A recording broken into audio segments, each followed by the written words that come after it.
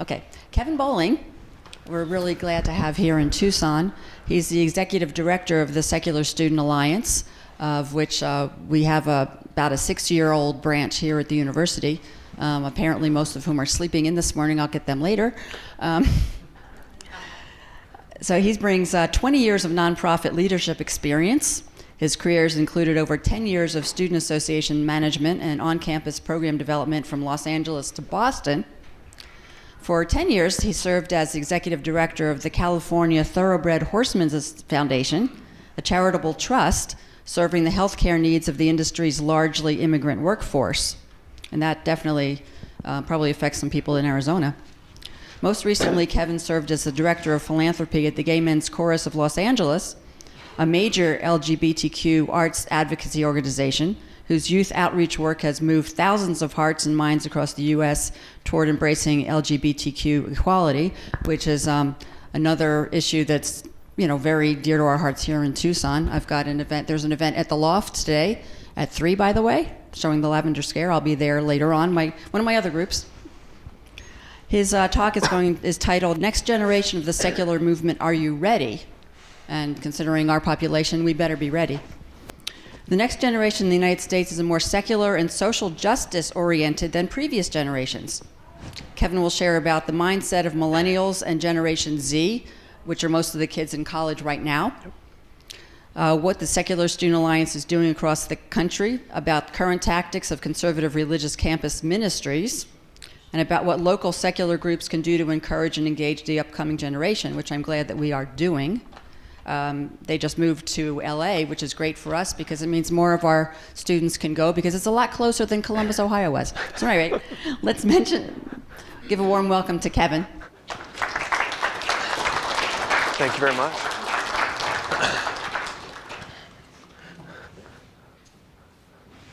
There we go. Well, thank you very much for having me here today. I really appreciate it. So thank you to Debbie and Diane and Steve and to Jerry for having me here. We really enjoy getting out to a lot of our local groups. And you guys are, a strong local group with across the nation. And you can clear by what you were going through today in your calendar. You're really active, and we love to see that happening in our local groups, especially where we have SSA chapters in the local universities. So just want to go over a little bit what we're talking about. So one, I want to give you a little bit of mindset about the next generation. So I think it's good for you to understand sort of where they're coming from and sort of what their experiences have been. And of course, as I go through this, I'm making some generalizations about the students and about young people today.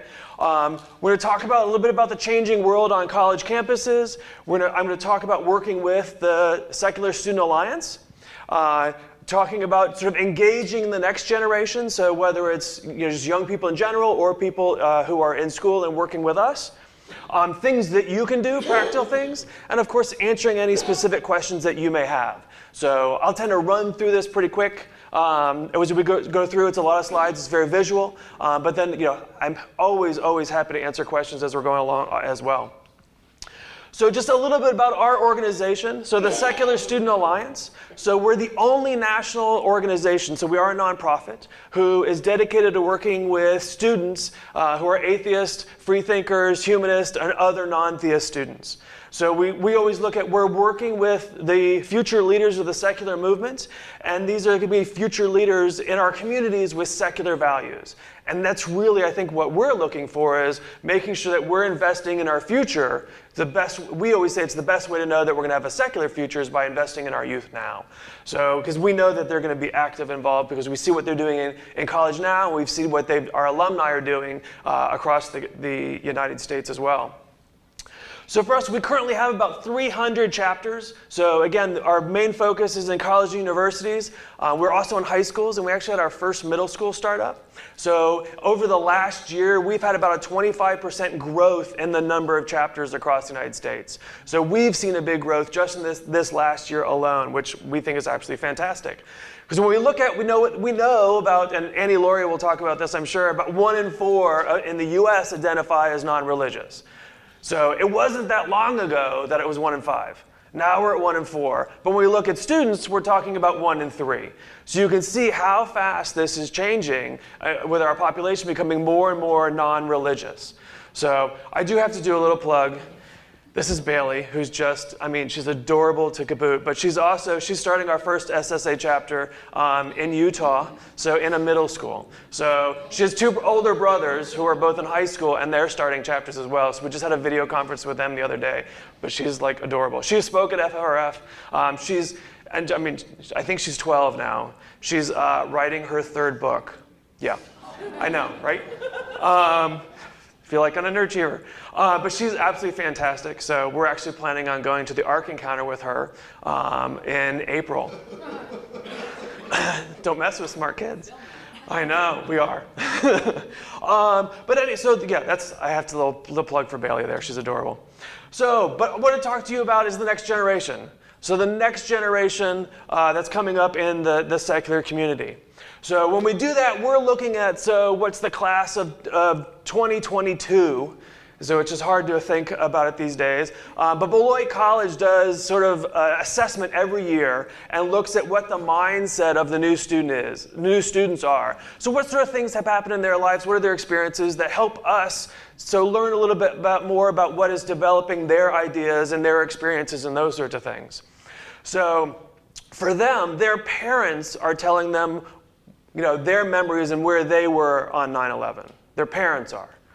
So since they have been born, the U.S. has been at war the entire time.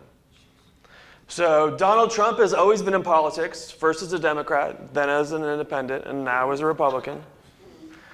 Vladimir Putin has always been leading Russia. So Bill has always been Hillary's aging husband. They have no idea who Newt Gingrich is. Enron has never existed for them. Chernobyl has never produced any electricity. So when we look at the deep horizon, this is their Valdez, and they really don't even remember Valdez. So cloning has always been a standard laboratory procedure. Autism has always erroneously been linked to vaccines. The abortion pill has always been available. So Sandy Hook was their Columbine. So they also are the first generation to be familiar with and always at fear of a school shooting. And so students nowadays go to school knowing that a school shooting is possible. That's the generation that we're growing up with. On a lighter note, Starbucks has always been serving cafe lattes in the Forbidden City in China. So many of us, probably I do, having our own set of Encyclopedia Japonica, the full bookshelf of them. So for them, it's all on the internet. They don't have the books. There's always been Sex and the City. They've always had Survivor. Dora has always been exploring. Snowboarding has always been an Olympic sport. And of course, ketchup has always been green.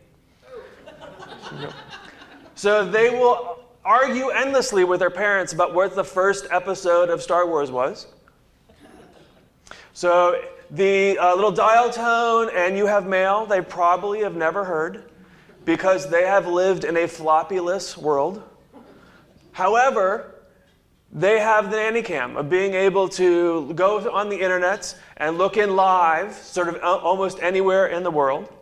They've been able to use their fingerprint to identify themselves.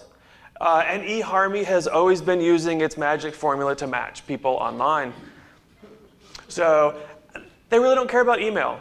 So texting, and we'll get a little bit more about technology, but texting, instant communication is really what drives their world. So even when we think of writing letters and those sorts of things, they're all about sort of that instant electronic communication. So when we talk about millennials, it's actually a really large group. So you have your baby boomers, then Gen X, Y, Z, and I always say we're at the end of the alphabet, so no more generations after this.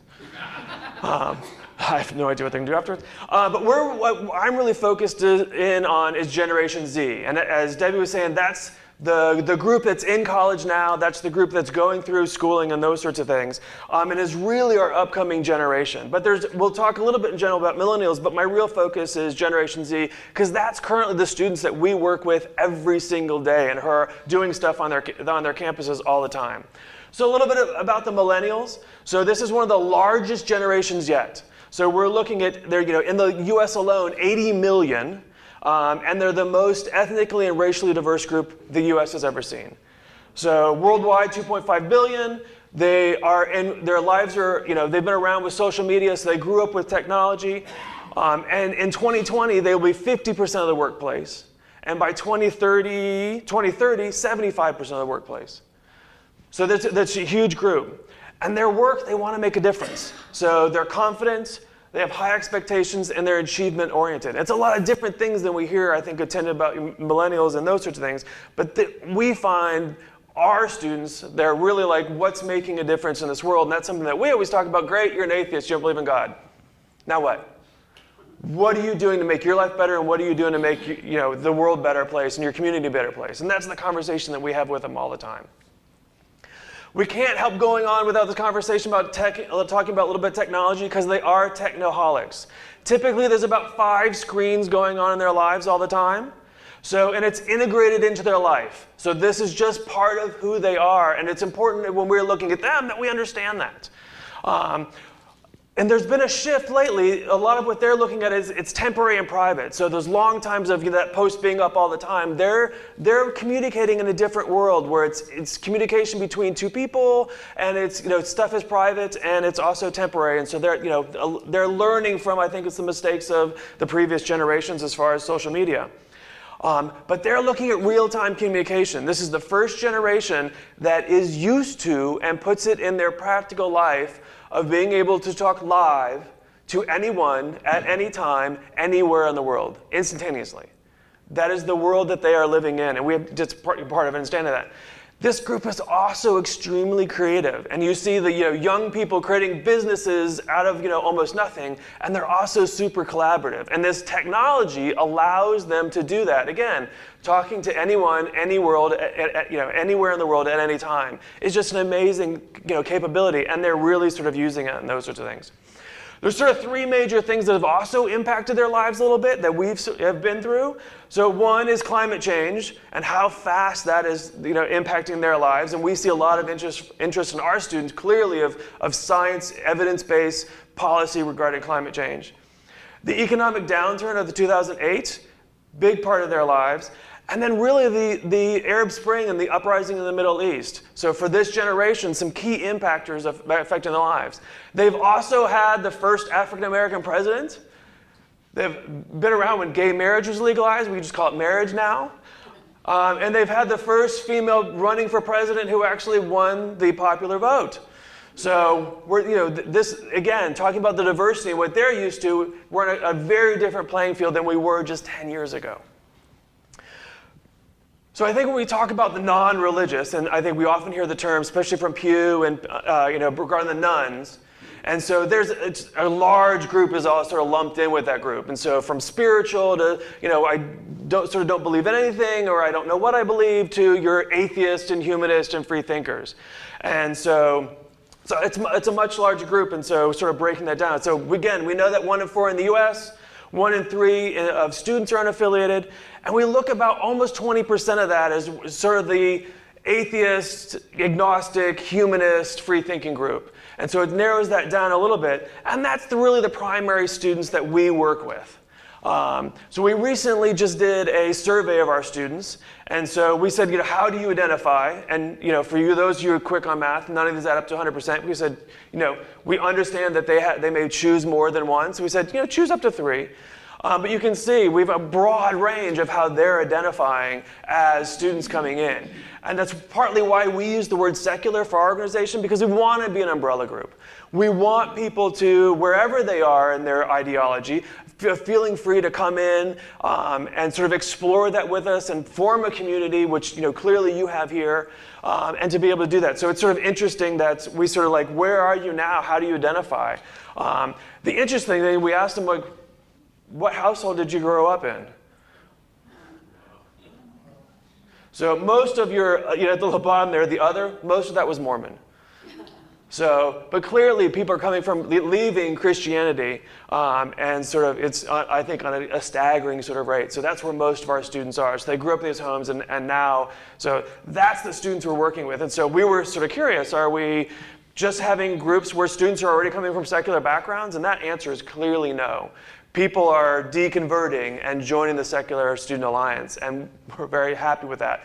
I will say on a side note, we actually have, our groups are very open to, and actually some of our members in the Secular Student Alliance are religious people, are religious students. I think one of the great grounds that we look at is on college campuses, we are probably one of the only areas where it's safe to come and have that conversation. Like if you have doubts about your religion, or you have questions, or you want to just have conversations about religion, we love that our student organizations are places where that can happen. Now, some people may have doubts, and they may come and talk to our students and come to the meetings, and they may decide that they're religious. Not a problem.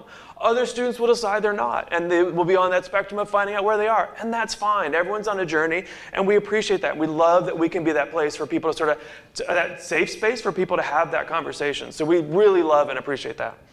So, talked a little bit, a little about religion. Might as well talk about some politics. Religion, politics, the two things you don't talk about. We'll get them both out of the way. I think it was Pew who really found out that about 56% of atheists identify as liberal, and so this goes for our students as well. It just in the general polling for those sorts of things. But when we look at and that's why you identify, that's your label. But we really want to look at their values and where they sort of stand on these sorts of things. So supporting the poor, and the government should support the poor, and with this we should be taking care of our neighbor. Almost 75%. We think that's absolutely fantastic. So when we look at abortion should be legal, almost 90%. So women's health care is an important issue, and that our students clearly believe in. Almost 95, clearly LGBT rights and is not an issue for our students whatsoever, and clearly protecting the environment is. And this is one we think is interesting. Almost 85% think the right and wrong depends on the situation. So for our students, it's not some supreme being, it's not a government, it's not this entity telling them what is right and wrong. They're determining that for themselves and coming up with those values on what they feel is important. And again, when we talk about our future leaders of our country, we really like this. And this is something that we do a lot of leadership development on and fostering. And again, this is about making an investment in our future. So we love that our students are going, yeah, I need to figure that out for myself. I make those choices. So just talking a little bit about politics, one of the things we think is interesting is more and more voters are becoming college educated. So in the late 90s, 1997, it was about just over 50% of registered voters were college, and now we're almost at 67% are college educated. So we love to see that trend, because clearly most of our students that we work with are in college and university. So about 20 years ago, about 1 in 10 Democratic voters identified themselves as religiously unaffiliated. That's 1 in 3 now. So Pew also did Republicans, and that's about 1 in 15. But it's that's still a good mark in that as well. And more, I think we're looking at political parties becoming that. An interesting sort of fact that the unaffiliated now make up a larger portion of the Democratic Party than any single Christian religion. So white Protestants are actually at 33%. 18%, while unaffiliated are 33%. So we're like politicians now. So when you go, when you're up in Phoenix for the Free Thought or the Secular Thought Day, please make sure they understand that. So we also looked at our students, their political identities. So again, this is sort of identity. But clearly now we know, when they talk about 56% identify sort of as liberal, for our students, we really see where the trend is going. And I think it's important for groups to know, what this group is coming up, and this is what we're sort of looking at. So a little bit about their mindset, a little bit about religion and politics and our students, so where they're coming from. So what's happening on college campuses now? So, and this is, so the heart of who we're really working with on a day-to-day basis. And we have staff who works with student leaders every single day. on college campuses. So one thing we know is there's multiple faith-based organizations. We always say there's the four major ones, which is Cru, Newman, Hillel, and I feel I'm doing, forgetting the fourth one. But there's four major ones, and their annual budget for the year, Hillel, Navigators, Cru, and Newman. Anyone have a guess about their annual budget is a year? A lot. Yeah, a lot. They want to hone that down. We'll just do it to the nearest 100,000. It's $1 billion. $1 billion a year. So that's why they have facilities on every single campus and staff on every single campus. And of course, they don't report those. A little disclaimer, they don't report that on the taxes because they don't file them. But there's a lot of people have looked at, did a good estimate, and the closest estimate's about $1 billion a year that they're spending. So, and this is, towards a lot of the students that we work with as well. So some campuses may have about 120 religiously based, faith-based student organizations, and only one secular student alliance. So where they're billion, we're less than 1 million. And so there's a large battleground that we're working with, and that's why, again, it's important that we as a community invest in our students. So 12 of the largest faith-based groups got together and they did their own study because they realized this trend, that they were losing students. And so their own study realized that about 70% of Christian college students are leaving their religion their first year of school.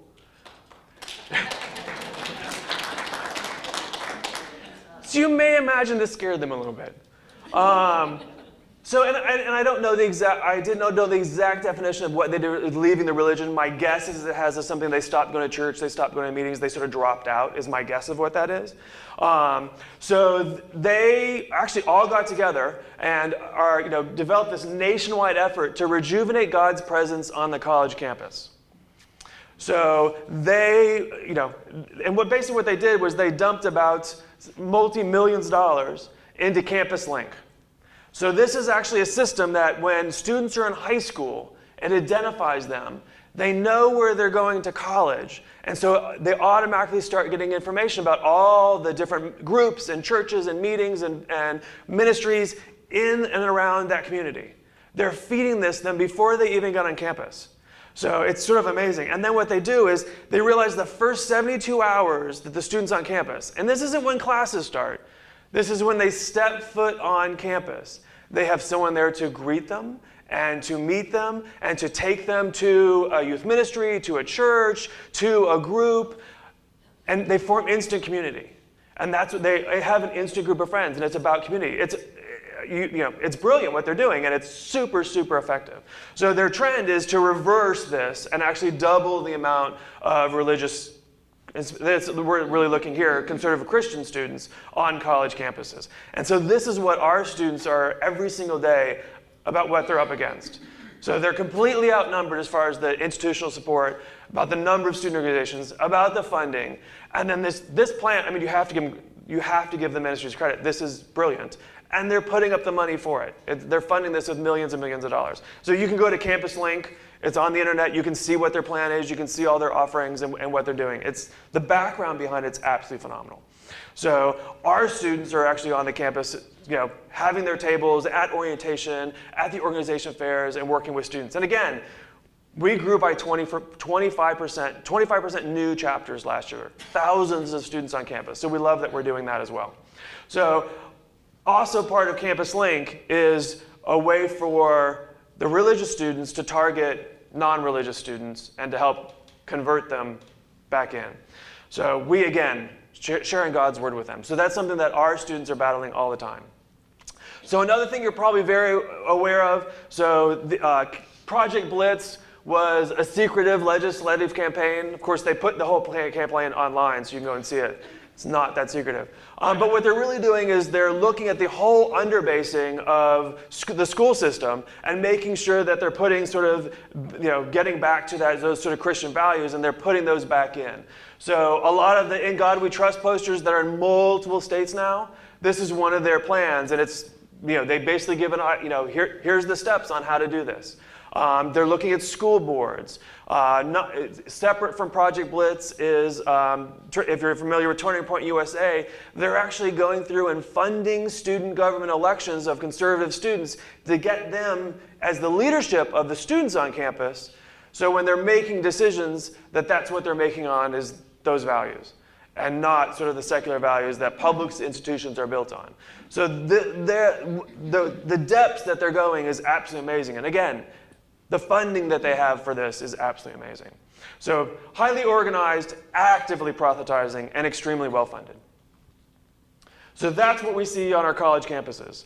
For us, fun little picture of our students. This is our student conference last year. So we have hundreds of students who come in, and we do a sort of a huge weekend of having them get together, building community, leadership development, lots of speakers, and those sorts of things.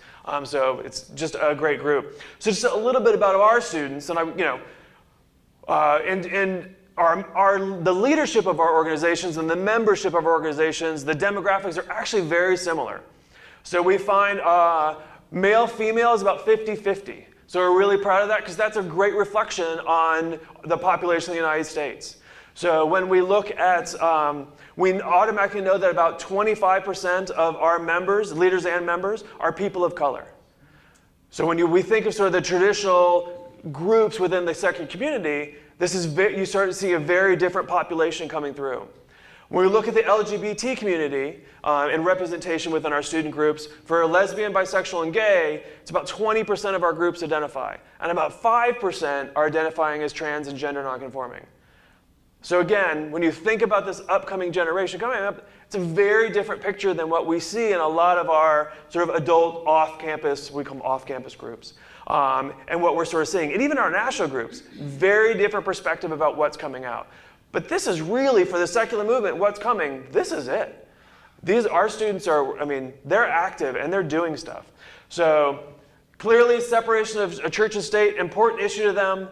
And I mentioned environmentalism, science-based policy, evidence-based policy, and how we're making our decisions in our government, super important to our students.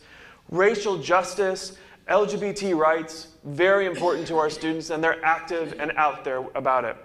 Women's health, women's rights, extremely important. Making sure that our campuses are safe places, also highly, highly on their list.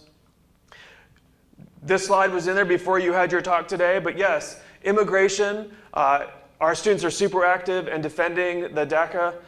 And then this is, clearly, gun rights and those sorts of things, guns on campus, extremely important. When we had the March for Our Lives, we had a number of our students who actually worked together with some of the humanist, free thought, and ethical unions in the DC area. And we actually sent 1,000 of these posters out. And thought, we want policy and change, again, based on evidence. We don't want your thoughts and prayers. So what I love is at the bottom, it's maybe a little hard to see, but we have secular values and action. So our groups, had these posters, and then they just started handing them out. We had about 1,000 of them. It took about a whole 5 minutes to hand them all out, the student said. But then we also had, so we've got a bunch of people now who are having to sit there and think about, probably for the first time, what are secular values in action? And so for our students, they're out there every day. This is a standard practice for them, but we love that there's probably a bunch of people for the first time that had to think about secular values. Go ahead. I always thought that you could be religious and be secular. It meant the separation of church and state. Yeah, and she said, secular values could just mean the separation of church and state. It may not have anything to do with religion. We completely agree. So I don't think that in the general population, we often use those terms. So we often think that moral and values come from religion. That's something that we're constantly bombarded with our society. And that's something we work with our students on. You develop your morals and values. Where are you coming from? How are you going to make this world a better place? So, but yeah, I think for a lot of people, for the first time hearing secular values, I think is a good little reminder, especially in today's age, we think of that. So politics, extremely important for our students. We actually worked with the Secular Coalition of America and the Secular Values Voters, which little bumper stickers out back. You can help yourself to some of those. But we did voter registrations across the country, and so we're actively part of that program.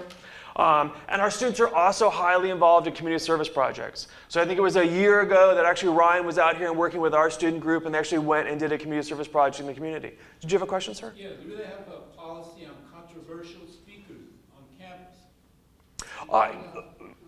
campuses have policies about speakers, and so you have to meet certain criteria. I think who defines it as controversial is going to be the people bringing it in and the students and those sorts of things.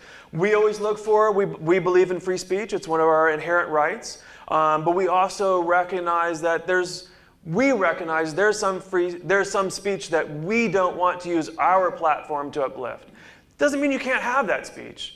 But we're going to be particular in choosing what speech we choose to uplift. And if I think for communities, and especially for secular communities, and I think that's important, what values, from our values, what messages do we want associated with us, and do we think the values that we want to uplift? So that's how we look at it as an organization. I can't speak for college campuses. Campuses are different in how they deal with those sorts of things, but inherently we believe in free speech. So we always look at knowing what we just went through. Are you ready? So we often get a good little giggle from people going, oh wow, that's really different than how we are. We get that. And that's why we've been spending time going and talking to sort of our off-campus groups and our national groups going, we want you to understand this. We want you to be ready. So it's important for us that our students connect, and we're connecting as a community, as a movement, and that our students are connecting with those off-campus groups and those adult groups that are around them as well. We don't want them to be isolated on their campuses. We want them to be active, and we want them to be doing things. Because for them, this is one of they think, the busiest times of their lives.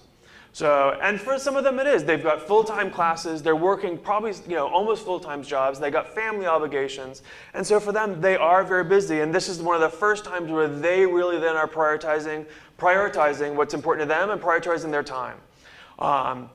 So they are interesting, the millennials as a generation, they're the ones who grew up teaching themselves stuff. So when we look at how fast things are moving, how much information is available, and how fast technology is changing, they're really teaching themselves a lot of this information.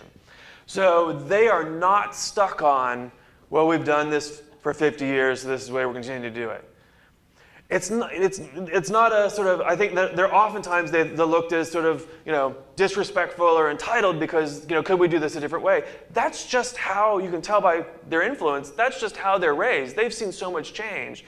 So I think oftentimes when younger people come into, some of them are the local groups, them asking those questions isn't them challenging it or isn't being disrespectful. They're actually interested in that answer. So, and I think we often look at when they start asking those questions, go on that journey with them. Like, who knows where it's going to lead up? And so sometimes it's a little hard, you like that for some of our groups, every Sunday you're going to go to the same restaurant and you have your tables reserved for you, and that's very comfortable. We get that.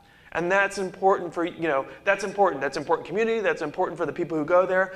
We just also be open-minded and know they're coming in not being disrespectful, but they're like, can this be different? Or what about this? How about if we do it this way? That's part of their genetics. That's part of how they're coming through. So we were looking at, when we talk about reaching out to younger people and reaching out to younger audience, we look, what are your circles of influence? And so let's start with the easy ones and sort of work our way out. So we often look at, Secular Student Alliance, having a Secular Student Alliance, in your community is an easy way to sort of do that. Family and friends, and I love that you're doing that event, that's the social coming up in a little bit, and they said, bring a friend. It's a great way to start to expand the reach of this community and this organization and welcoming other people. And then, of course, I'm also going to talk about just a bit about youth outreach in general as well. So for the Secular Student Alliance, we are part of a larger community in the national picture. And so we look at Camp Quest, which we love that you support Camp Quest. They're a near and dear friend to us. They're one of our youth secular partners in the movement. And so we have a fantastic relationship. We know that a lot of our students who are coming to SSA chapters come from Camp Quest. The great thing is a lot of our students who are in SSAs go and volunteer during the summer for the week in helping with Camp Quest. So it's a great relationship. There's also Camp 42, which is starting in the Southeast, which is another secular summer camp also. And then we also know we are a feeder to the other national secular organizations and to the local secular groups. So we really work a lot with these organizations and at the national level, and we are more and more and more trying to work with the local level and sort of building those connections and those sorts of things. And basically what we're talking about when we talk about this is all about building relationships. We're talking about young people. It's about building new relationships. Whether you're doing that with new members you're bringing in or younger people, it's all a little bit the same. For young people, we always ask, think about who in your group is the most appropriate to do this. And why I bring this up, and Debbie shared a little bit about my experience, and I've worked a number of years in LGBT civil rights. And for LGBT and also with the atheist community, there were times when for LGBT people and being sort of an out atheist, those were not comfortable places to be in our communities. You could face a lot of violence, you have a lot of hatred, a lot of misunderstanding. So we have some people in our communities who are very much of this fight, which was needed and which we totally understand. It's also important to stand for the majority of our students. That's not where they are. So a lot of times when our students are met with very anti-religious conversations, they don't get this because we're encouraging them to do interfaith work. We have student organizations who every year they are the one who invite the religious organizations to come for an interfaith panel and have a room like this filled with students who are talking about different religions and those sort of things. One, because that helps us, our students are the one planning and putting it on. And so it helps normalize atheism. We are on this playing field as well, and they're going, you realize there's more of us, 1 in 3, than there are you all individually. So it's also a little eye-opening awakener for that as well. But we want that, and I don't like the word normalize, but it's sort of the best one we have so far. But our students are actively trying to normalize this and going, yeah, I don't believe in God, and this is how I do my morals and values, and this is how I come up with this, and this is my thought process, and it's okay. We want people to be seen like that. We want young people to see their peers like that, and that's happening more and more and more. So oftentimes with new people, and especially with young people, who are the best ones? And that's important for actually organizations to think about. So for SSA, we started in 2000, so we're almost 20 years old. Next year, or a couple years where we're legal drinking age. But we have grown across the United States, so we have 2 more states we need chapters, and we're hitting all 50. Plus, we've got Puerto Rico over there in the bottom corner. So we're seeing a really nice growth, and we expect that to continue. So a little bit about reaching out to sort of SSA chapters and how we do that. One of the often things that we hear all the time is like, oh, we tried that. We invited them to our event, and they didn't come. And that's usually all that we hear. So this is an ongoing process. And what we talk about is we also talk about we really need to start by flipping that around. So are you going to their events? So are you asking them how you can help them? So again, this is about building relationships. So, and this is very different than I think a lot of the national groups and the local groups see it. But the far more effective way is for you to start going to them. Again, who should be doing that, and what's the best way to do that? We're ask them what you can do to help. They probably have not had a lot of people ask them that. They may not know an answer the first time you ask. So give them a little bit. So August Brunsman, who was the former executive director, always said, pizza's the best way to start. So, which is probably really true. But yeah, dropping off pizza. Can we drop off some pizza at your meeting? Or we know you're doing a tabling event. Can we drop off some pizza? That's a wonderful sort of way to start. So go to one of their meetings. Sit in the back of the room. Listen to what they have to say. Go to one of their events. You get to know them. They also get to know you. You're not some of those scary people who they don't know. So, because for them, it's all about community, it's about friends and those sorts of things. So, strangers sometimes, are a little scary. It's just to say you going into a new group is the same sort of thing. So, we have to go to their meetings, show that you're supporting them. That will be reciprocated. It takes a little time. It's more than one effort, but that we have seen that work all the time. We say when you go, listen. Oftentimes, we want to give lots of advice and tell them what they're doing wrong. Part of the leadership thing is they need to figure out what works for them and what doesn't. So, Allow them to be in charge. This is about them developing their leadership skills, about them interacting with groups. They have to figure that out. We also have campus organizers who work with them all the time and sort of give them lots of suggestions, but they need to figure out what works for them and what doesn't. That's part of the leadership development and crucially important. If we start doing it for them, what we know is their organizations, there's no ownership in it for them, and their organizations actually start to get weaker, weaker, weaker, and go away. If they're actively involved, their organizations tend to get stronger and stronger and stronger. And that's what we want to have happen. We say, if you go and they ask you, give a suggestion or two. You may have a list. We have seen those meetings where we're like, woohoo. But one is a good one. Again, let them get to know you and those sorts of things. Be positive, and this is about building trust. So when you go to their events, those are things, again, go out and support them, show that they're there for them. It will be reciprocated in the long run. Eventually, we're talking about some great relationships. We want sort of mentoring relationships. We want these intergenerational bonds to happen. Those are when magical stuff happens. So the Phoenix actually has a really good sort of beginning grasp on this. I think our highlight of one of our the local organizations is actually the Central Florida Free Thought group. They are phenomenal in what they're doing, and their mentoring relationships and the deep bonds that they have between the local groups and the student groups that surround them. The Triangle up in North Carolina is also doing some amazing stuff. So we love this. If you're familiar with Bart Campolo, Humanist chaplain, so he was at USC, now he's actually back up in Ohio, but he really looked at being a mentor to the students. And so he went in and looked at, can we help you plan your meetings? So he didn't go to their meetings. He actually met with some of the leadership ahead of time and goes what are you going to talk about?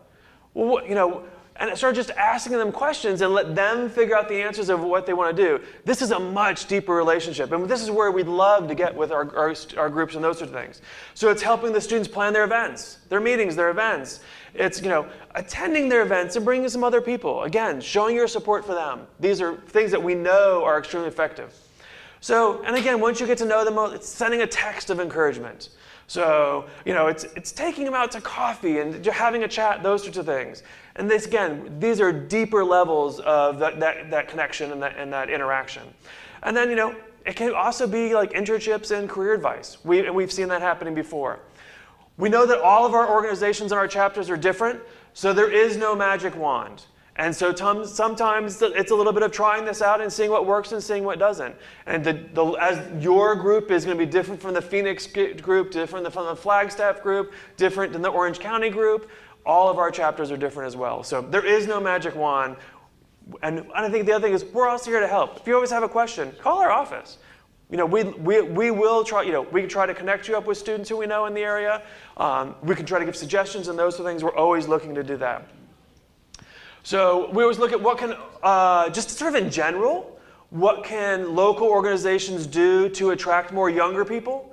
And so I think a lot of things that we talk about with the Secular Student Alliance also apply to just young people in general.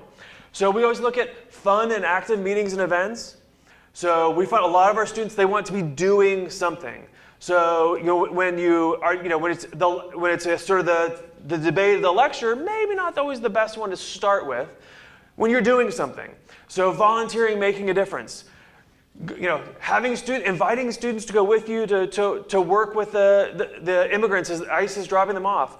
That's something super fantastic. Doing community service project, any sort of those things where they can be active, it's much easier. When you're doing something, rather than sort of sitting there and they're sitting in one place and you're sitting in their place and no one's talking to each other because it's a lecture, it's not a way you make friends. But when you're actually doing something together and you're interacting, it's when you can have conversations and you can start developing those relationships. Always easy way to start. Sort of takes the ice off when you have a common goal. So, and inviting them to have an active role. So our students, in Sacramento, they had Free Thought Day and they're on the Capitol steps. Our student has been the stage manager for the last 2 years. They're doing stuff. They are highly, highly capable. So some of our group in Kansas puts on a conference every year by themselves, and it's free. So, and it's a whole day conference. So some of the sort of the bigger conference in the secular community now actually started out as SSA chapter conferences, and they've just grown. So our students are super, super capable. And again, we're working with them on leadership roles and those sort of things. So other things you can do, we have chapters do, is sponsoring a scholarship for secular students. So we have actually several of the different groups in Florida, and we have a group in California who actually sponsor a scholarship that we actually help facilitate. Steve and Diane, I know, are great in helping sponsor the students here locally and those sorts of things, and also sponsoring a student to go to the conference. And again, I know with Debbie and Steve and Diane often are helping with that as well. And those are fantastic things to be doing. And again, you are making an investment in the future leaders of our country. Really, what we want to do is we want to attract new people. We want them to join. So that's what we're looking at. We talked a little bit about religion. I think we can learn some stuff from religion as well.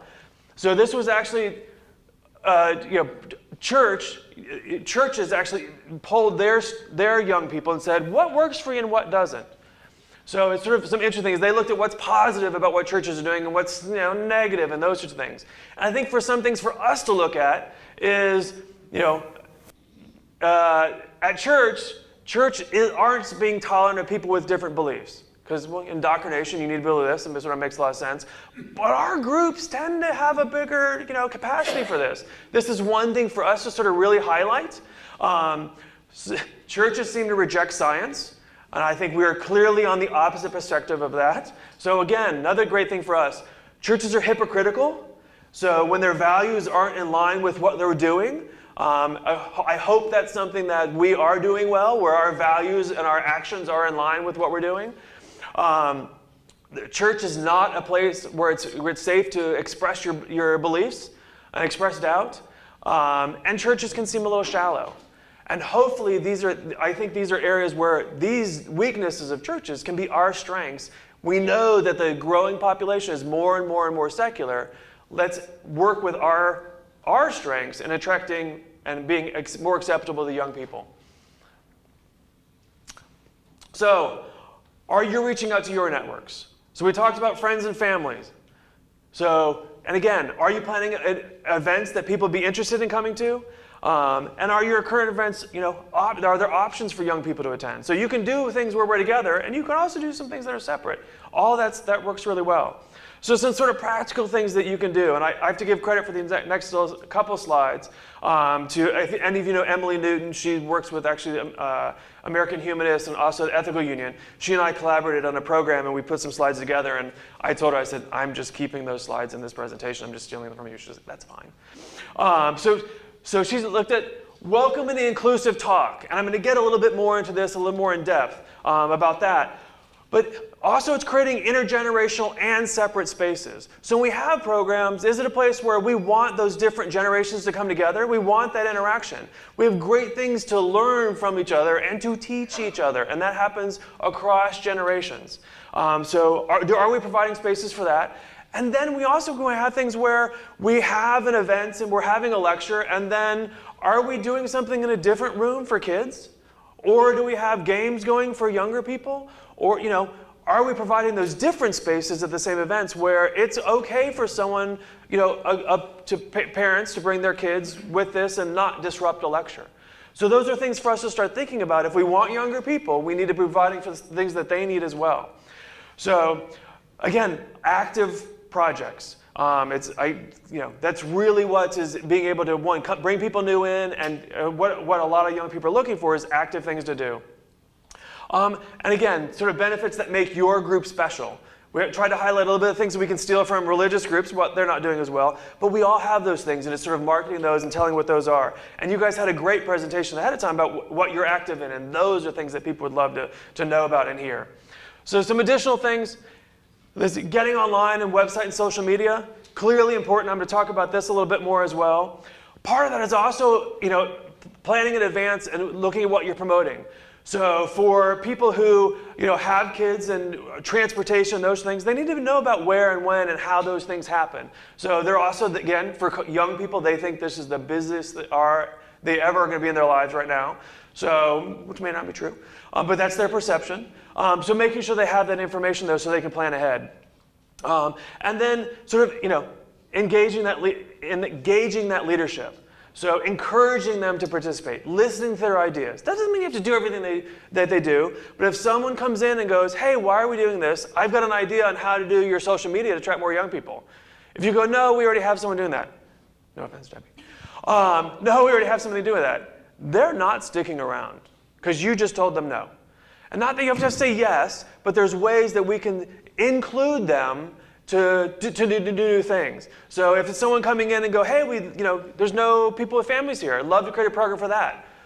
Okay, let's work on that. Not, yeah, we haven't done that, so no, we're not going to do that. They're not coming back. So we have to be open to those new ideas. And we're really honest with groups. If you aren't open to those ideas, that's fine. Tell them that. But then know you're not looking for new people as well. To bring new people in, we have to be able to change a little bit what we're doing and be open to those new ideas. And I do think with what I saw ahead of time, I definitely think that you're in that way, and I definitely think you're going away, and I applaud that. So a little bit about inclusive talk. So just some suggestions on how we can handle some sort of thing. So when someone comes in, rather than going, then how old are you? Going, like, hey, what'd you think about the event today? You're soliciting some advice. You're finding out what they thought was important. Then, like, hey, this is what this person liked, and you have some things to talk to them about, and you know what's working and what's not. So you new here? Again, you're sort of isolating them away. So I don't think we've met. This is my name, and again, you open up that conversation. It's about building that relationship. Do you have kids? Some people can take that as a little bit of privacy invasion, especially when you're their first news. So, hey, what brought you here today? Again, engaging them, allowing them to talk, finding out about them, what's interesting them. Are you in school? Which you may see some school-age kids. Great. So they often don't like to think of as young or that they stand out, so they want to be part of it. So tell me about yourself. So again, you sort of know they're new in the area. We've seen this happen. Oh my gosh, we need more young people. So how about it's great to meet you. Like again, you're sort of welcoming in those things. You're not making them feel isolated. You're actually making them feel part of the community. And so, have you met our other young person? Yeah. I've heard that before. So let me introduce you to my friend. Again, we're a community. We're friends. We're all in this. Come join us. So, and I think it's good to laugh at these, but it's also important to think about these things. What language are we using to make sure people are feeling welcomed? And so, and telling you a little about, the population of our students and those sort of things, important to sort of think about those sorts of things. I'll do a little bit about social media. I do have a disclaimer. I have a lot. Like, if anyone wants to go in depth, I can do a deep dive. I have other slides that are not part of this presentation, but if you really want that. I know you mentioned Meetup. So it's clearly a favorite of local groups. But it's like super static. Like, it's like if you want to show we're doing nothing, that's what Meetup does. So for young, not saying get rid of Meetup. I think it's a great tool to have in your tool belt. But it doesn't show anything that you're doing. Like, there's not even like, how do we contact anyone if I wanted to have more questions? We recommend platforms that show you're being active, where you can do pictures and videos, and you can show what you're doing, and you can talk about it, and people can interact with you, and you can have discussions back and forth. So if you're looking for young people, this is a much active way to get them. And I'm glad Debbie's, is working on Facebook. And if you're only doing one, Facebook is the one to be on. So I'm going to go in a little bit Twitter and Instagram. But again, Facebook, if you're going to be only on one, that's the one to be. And we often hear, young people are leaving Facebook in droves. And again, I have some slides to show you that is just not true. So yes, is there a slight change, and are the registering people registering a little bit different than they were before? Of course, but again, tons of young people on Facebook. So, but it allows you to show what you're doing. It's super active. Polls, events, discussions. You can interact with people. So it's one of the sort of things. Simple rules. We look at the 70-30 rule. About 30% about what we're doing, and 70% on things you think like you're interested in. So if someone comes on there, they go, what is this group about? Oh, they like this. Oh my gosh, they like immigration. Oh, they're going to, they're going up to the Capitol to lobby. Those are things that you can be doing. So, and talking about issues that are taking place, and you're looking at some of the politics in Arizona, because Lord knows Arizona is not at all controversial in their politics. All over the place. So that's the 70. 30 is, hey, we're having this meeting. Hey, we're having this speaker. And that's common balance, and it's something we use. Sharing information from national groups. If you want more younger people, sharing some of the stuff we share is sort of an easy thing because we know that that's part of our demographic. Again, action related, and you can really get, for a little bit of money, targeted promoted posts. And again, if I won't go much into that now, but if you want some information, I can go into depth about that. We use that all the time, and I'll tell you that's the main purpose of how we got 25% new growth for spending very little money. So Instagram, it's of the major applications, it's where the young people are right now. So it's all about pictures and images, and that's basically what it is. But having a theme, sharing happy photos, people smiling, people doing something, again, active sort of things. You can also advertise directly through Facebook into Instagram. So if your target market is younger people, that's a great way to do it. So there's also Twitter. Oftentimes you'll see there's not a great engagement aspect for interaction aspect from Twitter. So you post something on Twitter and it's not going to get a lot of people in the seat. It's a great way to find out about other people and what's going on. So retweeting information from other secular groups is really easy. Current political stuff, that's I think what Twitter is notorious for. But you also have your average tweet lasts about 5 minutes. So it is like you almost can't post too much on Twitter. So if you're really getting into all your sort of stuff, having a program on the background that help you do that is really one of the way to go. But it also helps you connect to other groups that are similar to you. You can collect the other national groups in the secular community, other local groups, and start sharing their information and those sorts of things. So again, if you really want a deep dive, I can go into that and show you some of the things that we're doing. I will tell you if you're ready for stuff, like if you're going up to Sacramento, I'm in California now. If you're going up to Phoenix and you're doing those things and you are like, we're doing a concerted effort and we've got a plan, we know who our people are, we've got a plan in place to help young people go with us, we'll actually help on the background. We have demographics on our students, and we've taken all of our student leaders and their email addresses, their personal email addresses, and uploaded those into Facebook. Facebook already has them. So, but we said, here's our people, and that you just happen to identify them by email addresses. We said, give us an audience like this. So Facebook went out, figured out who those people are, and the smallest group we can go is give me 1 million people like this. That's the small. It's 2, then 5, then 10. So we said, just give us 1 million. So we have that group who are people who are just like our student leaders. And again, that's the part how we did a 25% increase in our chapters last year. But we will help use our data. We have to do it on the background of our system, but we can help promote your events. We want you to be ready because we want them to have a good experience. So when we're talking about welcoming, inclusive, and making them feel like when you're ready for that, we will definitely help you do that because we want there to be this ongoing relationship between the local groups and the campus groups. So when you're doing it, how are you going to outreach to new people? Who's going to be doing it? And how are you going to make them feel welcome? 3 really important questions anytime you're looking at new people coming into groups and especially young people coming into your groups. I have talked far long enough now. So thank you for sort of going on that journey, but happy to answer any questions that you might have.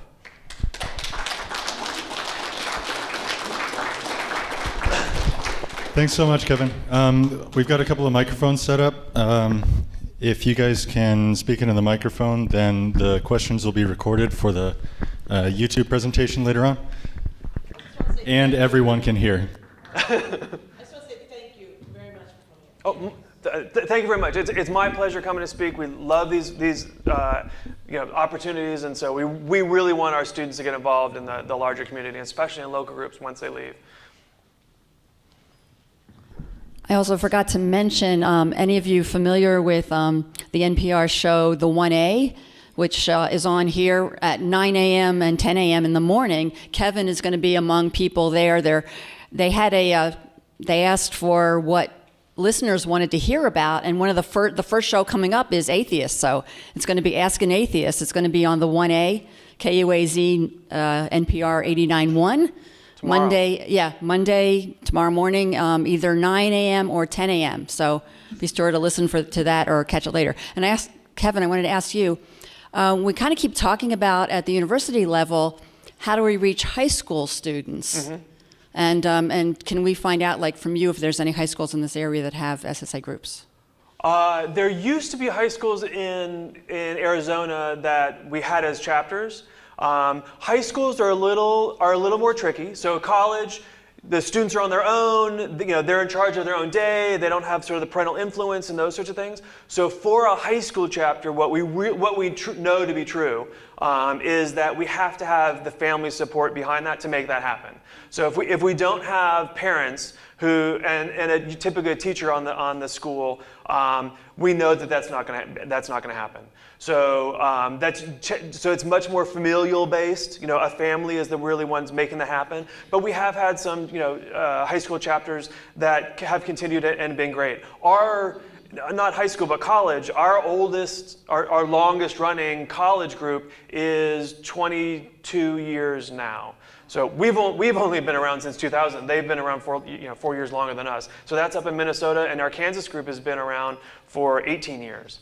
So we've got some long-running organizations. Baylor University in Texas, small private Baptist school in Waco, Texas.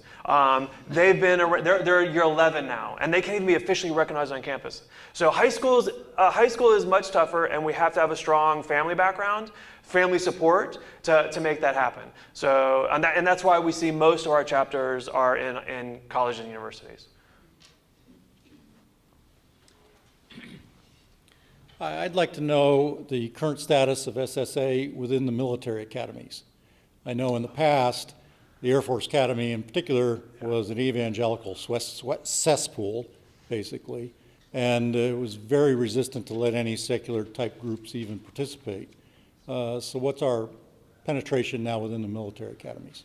As far as military goes, we actually had a student at West Point contact us, and there's another it's not one of the names you would recognize right away, and that's why I'm having trouble thinking of it. But it's another military-focused school where we have a student who's interested in starting a chapter. We are starting to work. There's not a lot of activity. There have been some past chapters in some of the military schools. We're going to be working more with MFFA on coming up with a plan and working. They're one of the main groups that are working sort of with all of military and doing a great job. And there's actually some of the main training grounds where there's actually a super strong population of non-religious, atheist, agnostic people who actually come together. And so one of our strategic plans in the upcoming is to start working more with them and developing those relationships. So we don't have a strong relationship right now, but our MFFA has got a good game plan, and we're working with them in the future to develop that stronger for us. As an extension of that, do you have a legal branch within your own group, or do you use like FFRF to fight for legal actions if you're being blocked by a school? Sure. Legal issues, we're, I think, very fortunate. We see much less legal issues now. FFRF, great friends of ours. If we ever have an issue, they have been there. It's a simple call, and they're on it. And you can see if you follow them all how diligent they are on education at any level. FFRF is right there with us. And again, they are a super friend to us, and that we know that they have our back. They're the main one that does that for us. Truly for us, because we don't have any legal. American Atheists also does a great job. Allison, who does a lot of their legal and lobbying, we have a great relationship with, and we're doing more with them. SCA, Secular Coalition of America, again, great partnership there. And American Humanists, we also have a relationship with. Thank you.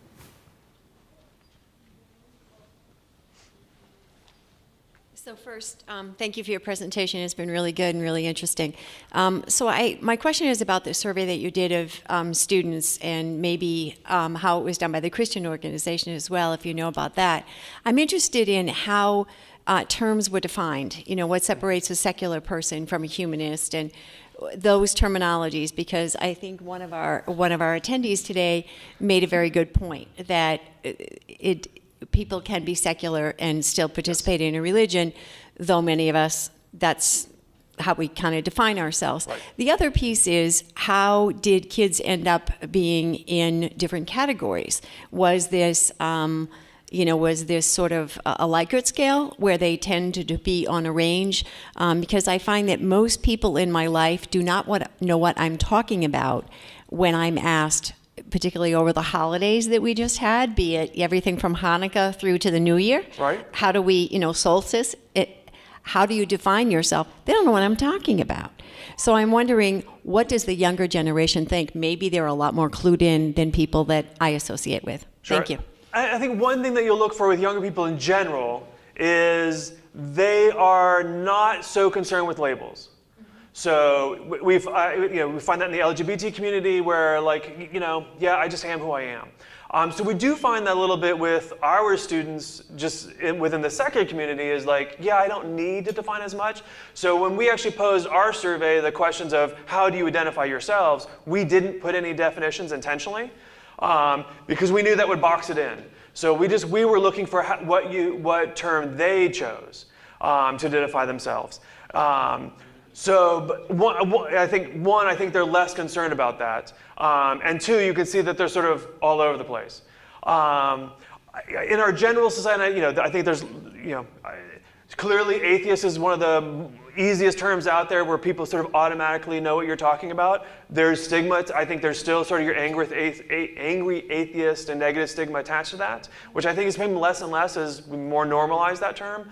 I always, for myself, I define myself, I don't believe in a God or gods, so I'm an atheist by definition, if you want to go super simple. But I also, my values and how I live my life every single day is important to me, and that to me is the humanistic values, how I live that out. So I also think that the separation of church and state is extremely important, and so I identify as secular. So I sort of have all three of those identities in there, because I think and I think our students would sort of very much be in that same similar realm, if that helps with that explanation a little bit.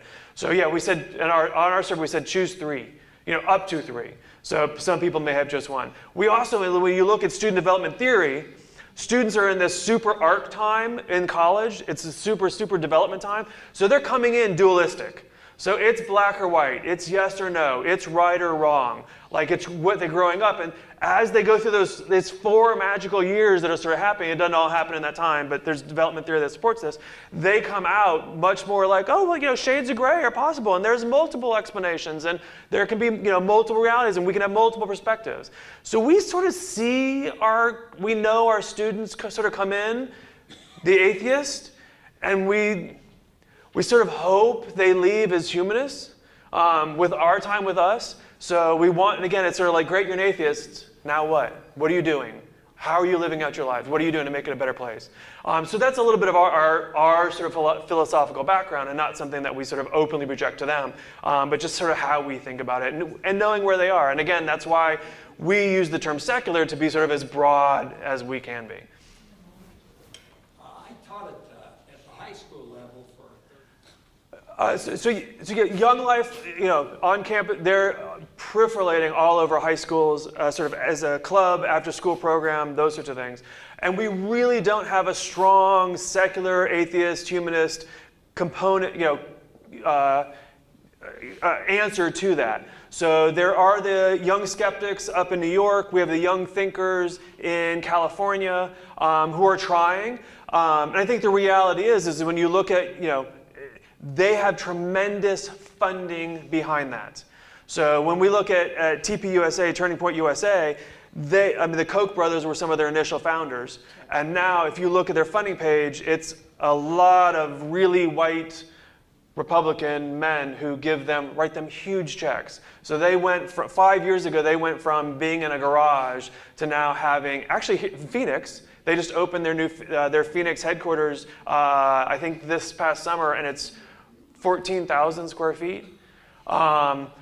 They have more money than they know what to do with. They fly high school students to DC to go for a weekend and pay for it for them. So I think high school students pay $20 for an entire weekend with flights and meals and going lobbying. This is the type of money that is behind this. It's crazy, crazy. So the reality is, could we have an after-school program? Yes. Do we have the knowledge within our community to do that? And do we have the people that could do that? We definitely do. We don't have the money to support it. And that's a cold, hard reality of the situation. So yeah, and then it does require teachers to come out on their campuses and be atheists, and that's getting better. It still can be a scary proposition for, I think, a lot of people. Fired. Yeah, you can. You wouldn't be fired for that, but you'll be fired for some, Yeah. You talked about is this on? Okay. About the Christian campaign to make the United States a Christian theocracy. And I just finished reading John Grisham's book, The Appeal, and you really get a picture of the money that is behind this. It is really scary. It really is. And I mean, this is John Grisham's most jaded book that I have read, and I really recommend it. It's easy reading, but you got to know what's going on behind the scenes. It's absolutely incredible. Yeah. No, it's amazing how extremely well organized they are, and very targeted so. And very secretly. A lot of money that is being put into this kind of thing they're getting away with it by offshore accounts, by money laundering, all kinds of things like that. And it's happening. Thank you. I'm interested in reading that one now. I wanted to thank you for the presentation you gave at the beginning about the different generations. I know I hear people, even some people who are younger than I am, like Generation Y, Generation X people will say, oh, I just can't stand millennials. They just don't appreciate anything. And then I kind of remind them that, well, even back in the days of Socrates, they were saying, the older generation was saying, well, these young people don't get it. They don't appreciate us and that kind of thing. So it doesn't change. It doesn't. And I want you to know that I really appreciate the younger generation, and I think that they present a lot of hope for us. Well, good. They're wonderful to know. Thank you. Thank you. So good. There's some resources and stuff on the back table. We have there's bumper stickers and stickers and those sort of things. Please feel free to take those with you. The more you take, the less I have to take home. So I'll appreciate that in my luggage. But we also do, these are also on the back table. If you want to just keep up to date with us, we do have this. You can put in your name and information on there. So just leave that. I'll pick that up and we'll add you to our mailing list and those sorts of things. It happens also to be a donation form. I didn't do that because of a donation form. You can just fill out the name and address, that's fine. If you want to leave a donation, that's fine as well. But we also have, if you do know young people, and we know that local groups have families, and so if you know of some young people or families who would be interested, please grab some of these. The information says got students we're recruiting.